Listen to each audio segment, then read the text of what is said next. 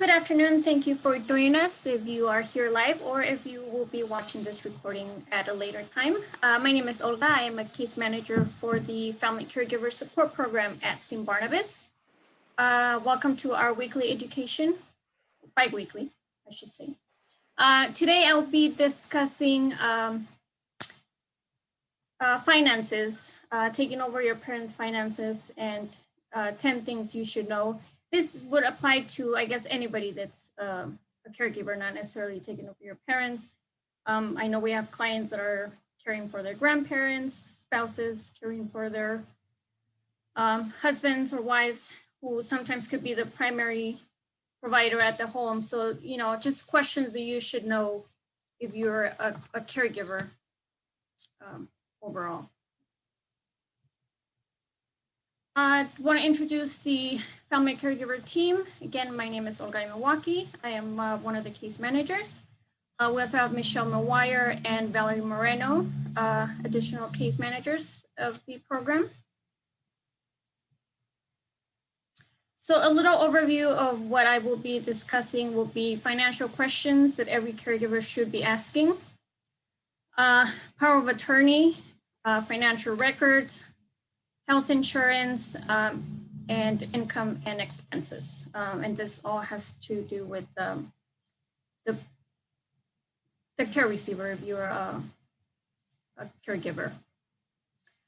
So, what would you do if, let's say, one of your parents, became ill and you suddenly have to manage over their finances? If your mom or dad were to fall incapacitated, become incapacitated, or someone, someone still has to continue to pay their bills and take care of their finances, whether that's the mortgage, the electricity, anything that has to do with finances, those still have to be completed by somebody. So if this scenario, were to happen, are you prepared for it? Many families are not prepared to deal with the legal and financial consequences of their loved one's illness. Experts encourage people, especially those recently diagnosed with a serious illness, particularly one that that is expected to cause declining mental or physical health in the individual, to examine and update their financial and healthcare arrangements. So the first question that you would want to ask is, do they have a power of attorney in place? If they do, have they named a durable power of, who have they named as their power of attorney agent? There's two different types of power of attorney. One is for finances, and the other one's for medical care. So, try to have both in place if they don't have any set up already. If your parent loses competency without a power of attorney in place, you as the primary caregiver will have to go to court and seek guardianship in order to have access to those, their finances or their medical care. And also a power of attorney document authorizes a specified individual, which is called the agent, to legally act on behalf of the other person. That will be your care receiver, which is called the principal. Without this legal preparations, caregivers would have no way of effectively advocating for their care recipients should they become incompetent. And then you won't have access to any of their accounts on their behalf. However, some third-party agencies don't really accept power of attorneys. So it's just always good to, have everything in place and find out what is needed, just in case when those emergencies happened. So some third parties are hesitant to accept power of attorneys. Those are financial institutions, such as banks. They typically need time to confirm that the power of attorney is indeed valid and you are the individual assigned, the agent assigned to the power of attorney for the finances. Usually, this takes time. So sometimes what the bank will do is they'll have you sign an affidavit releasing any liability. And this is why some banks are really hesitant towards power of attorneys, because if something does happen, the institution will be liable for any wrongdoing if the document is not legitimate or you're not actually the individual in the power of attorney. So by signing the affidavit, you release all liability for the bank in case something is not right. Also, the Social Security Administration does not accept power of attorneys. They don't recognize it as a legitimate document for their purposes. For them, you would have to apply to be an authorized representative by completing this form, SSA 1696. And that could take some time. They also do a vetting. They have a vetting process. So they'll vet the individual who's applying to be the representative before they accept that individual as the appointee for the care receiver. So they're very strict on their methods of operating, which in a way is good. They won't release your information just to anybody. Also, the VA doesn't recognize power of attorney for finances. That is not a sufficient authorization to manage a veteran's benefits. The VA will call for the appointment of a fiduciary.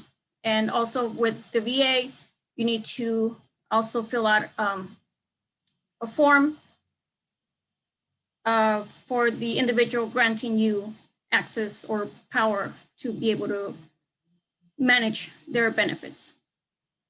For Medicare also, they specifically cannot provide personal health information to a caregiver unless the beneficiary has submitted a written authorization to Centers for Medicare and Medi-Cal Services, or provided verbal permission. For that, the individual would have to call in and they go through a series of questions.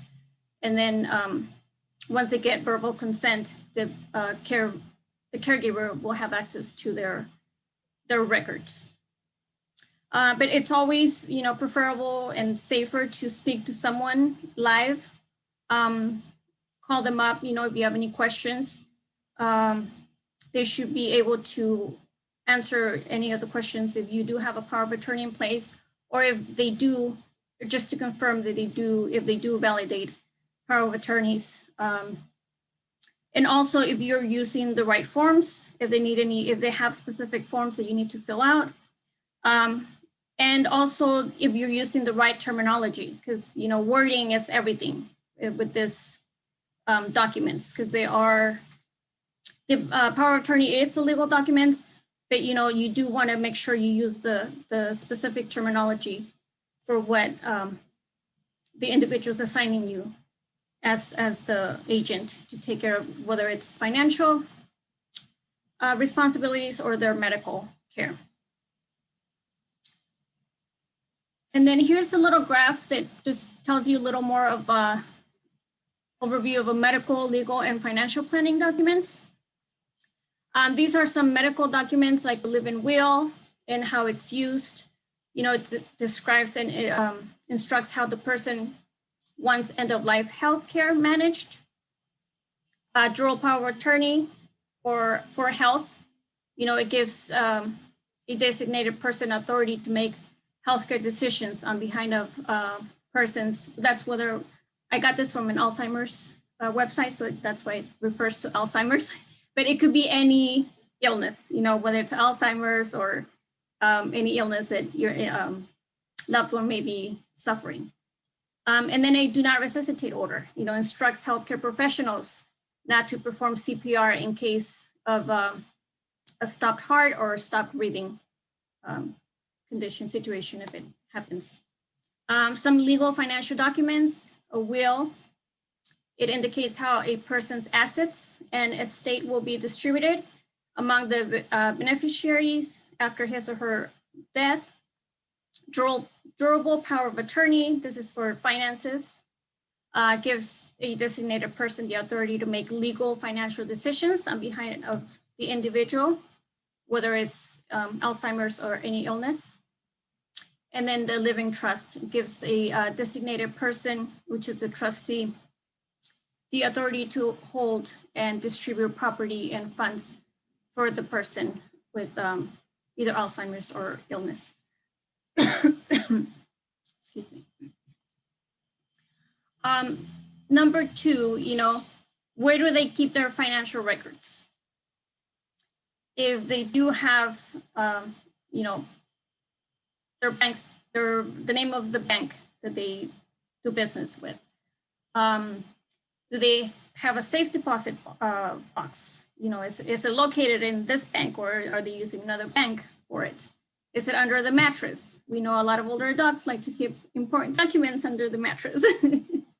So, it's good to find out where these documents are and how to access them. Are there keys? Do they have a PIN code that they need to access these documents? So it's always good to know where they keep those important financial records. Where are they banking? Who is the name of the institutional bank that they're using, their financial bank institution? Who is their mortgage company, if there's a mortgage to be paid? Do they have an investment company, or do they work with a broker that the family member may not be aware of? It's good to know all this information just in case you do need to again make a payment, send a check to the mortgage company. You want to make sure who that is, what's the amount that they needs to be, and any investment companies, just in case they're receiving financial monetaries from them. And also, what are their monthly expenses? Mortgage, rent. Is there a car payment? What is their credit card debt, if they have any? Utility bills and other expenses, household expenses. IRS, do they owe any money to the IRS? You need to make, again, if something were to happen and you are going to be taking over their finances, you need to know where the payments are going to be made to.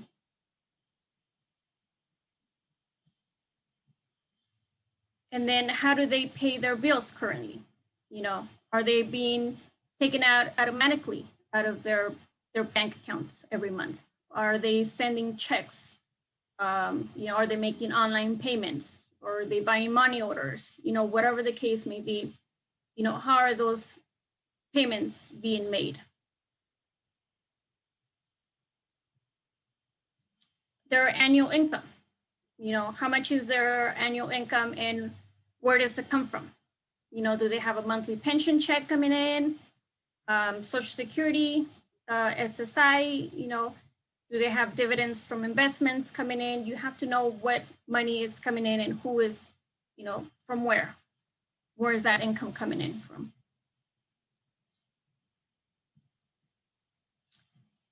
And what benefits do they receive? Do they have Medicare? Do they have Medi-Cal, Medicaid, Social Security check coming in every month? And again, if they do have Social Security, how much are they receiving on a monthly basis?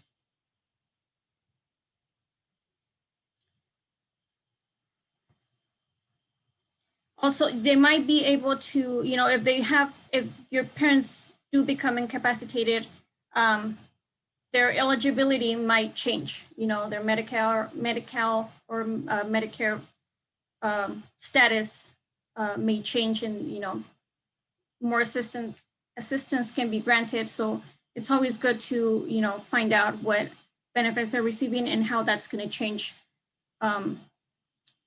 throughout their, you know, their illness if something does change health-wise. And then you would have to need also permission again to their agent to get, you know, either manage their benefits on their behalf. Health insurance, you know, what kind of health insurance do they have? In addition, if they do, in addition to Medicare, do they have a health insurance provider by an employer if they're still working? If they're retired, are health benefits included as part of a pension? Do they have, do they get healthcare through, you know, the VA if they're veterans? If they do have Medicare, sorry, how do they get their coverage? Do they have original Medicare or a Medicare Advantage plan? We know all that, you know, it's very confusing to deal with. So you would need to find that and, you know, get in touch with the appropriate person and see what those coverages, what they cover, those plans. Do they pay for a Medigap plan or a Part D plan? You know, that would have to be who's going to be making the payments, or if that needs to change, you know, for whatever reason, because of the change of in circumstances. Also, you know, do they have any long-term care insurance? Is it a regular health insurance? You know, some of those don't cover senior living facilities. Or did they purchase long-term care insurance policy to cover, you know, the cost of long-term care if you're finding that you need to place them, you know, and they can't live at home? Do they have a policy and can no longer live on their own? And, you know, will they be able to afford housing? So all these questions, you know, who is the agent of the insurance, or who is the company that they hold the insurance with? You know, get in touch with them if that is the case.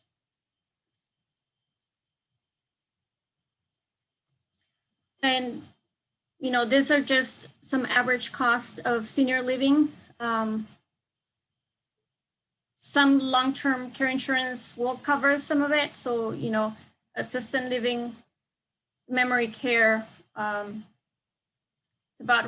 $4,000 monthly.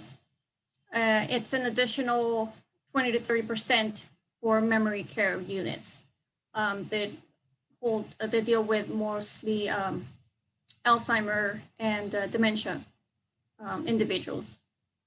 Some nursing homes, you know, for a shared room, it's, you know, $7,000, almost $7,500 on a monthly basis.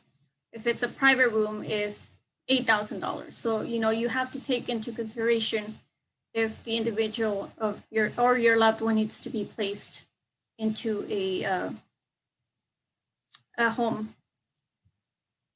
And retirement facilities, you know, those are, you know, one-time entrance fee, anywhere from $80,000 to $750,000. So, you know, you gotta make sure that you know your loved one's financial status, and then that way you'll know what you need to do in case you do need to place them. And then last thing is, you know, accountant, financial planner, or an attorney. Do they have any of this persons that they go and seek assistance from? Who is it and how do they contact them? Have they done any estate planning if they own properties? And do you know where this information is kept? You know, does your attorney have it, or, you know, is it at this safe deposit box at the bank? You know, just knowing all this information will make it a lot easier for you, you know, if you do ever take over your parents or any family member that you might be caring for in the future. Some other planning advice, start the discussion early. I know sometimes we don't want to pry into their affairs, but it's always good to know. Just start the discussion. You don't need to wait until the last minute, until, something happens, a tragedy happens, because that's what most people tend to do. We wait until the last minute when we need this information as opposed to starting early. And always review plans over time. Things change. The health of the individual might change, or divorce might happen, or life change and things change throughout your life. So it's always good to review your plans over time and make any necessary changes. If you already had a power of attorney and your agent, for some reason, let's say they are no longer with us, they passed, so you would need to assign somebody else as your agent, or they moved out of state, or for whatever reason they don't want to be the agent anymore. So you would need to make those appropriate changes. This will reduce anxiety, and for those last stages, any funeral and burial arrangements will be a lot easier to deal with. Some resources where you can go and seek help, elder law attorneys can help you set up a power of attorney. Your local area agency on aging, some state legal aid offices can also assist you on setting up these services, or getting you in touch with someone that might assist you. State bar associations as well. They have attorneys, they can make a referral. And your local nonprofit agencies that might have other resources for low-income families and seniors to help you find a individual to help you set up, power of attorney, whether it's finances, health, or live-in will, whatever documents you might need, or just somebody to guide you in the right direction to get all this in place for your loved ones. These are my references. And that is all. Thank you. Now we'll open up to any questions or discussions you may have. Wow, not a fun topic, but boy, no, what an important. It's yes. So important. That was a great presentation. You really made it clear why we need these things in place, and not just putting them in place, but then managing them. Continuing to have conversations, continuing to update information, and stay involved. Yeah. Wow, I was really shocked. I did not know that power of attorney isn't recognized by, the VA, Social Security Administration, and Medicare. That's huge. And that's a lot of the companies that most seniors deal with. And exactly. Yeah, it was interesting to find out that too. So I was like, oh, but yeah, because you would think power of attorney, you can do anything and everything with it. Yeah, that's kind of the impression I was under. That's kind of what I was taught, is it's kind of like the best, the most powerful tool. But I guess even if it's the best and most powerful, right behind the post, it still doesn't do a lot.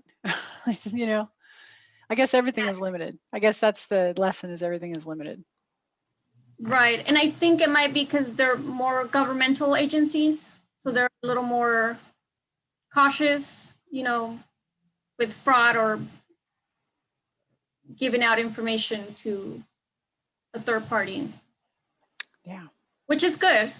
But then, Yeah. It's good that they want to protect you. That you can't argue with that, right? Yeah.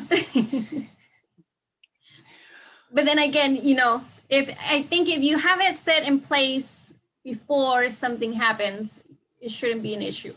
It's when something does happen and then you need to contact them, then that's when it's like, oh, you have to go through all these steps just to get information. Yeah, this stuff is difficult and tedious to deal with now, but imagine during a crisis, you know, when the banks are closed and the bank is all the way across town and, oh, wait, the manager is over here, you know, and you have to go, yeah. Do it now while you have the time. And it might take weeks for them to process it, you know, have to go to this department and that department. So, you know, it's always better to just do it ahead of time and not wait until it's an emergency. Yeah, that's kind of true for so many things, isn't it? Yeah. All right. Okay, well, if Valerie, do you have any input on that? Any of this? I didn't have any input, but yeah, I think Olga made a great point that it's better to do it in advance because, you know, if something does happen, I think we've all heard, you know, other people have terrible experiences, you know, during a funeral or during, you know, a family member who's in the hospital and they're trying to get all this stuff sorted. It's best to do it in advance. Yeah. Yep. All right. Okay, well, with that, I'm going to go ahead and stop the recording.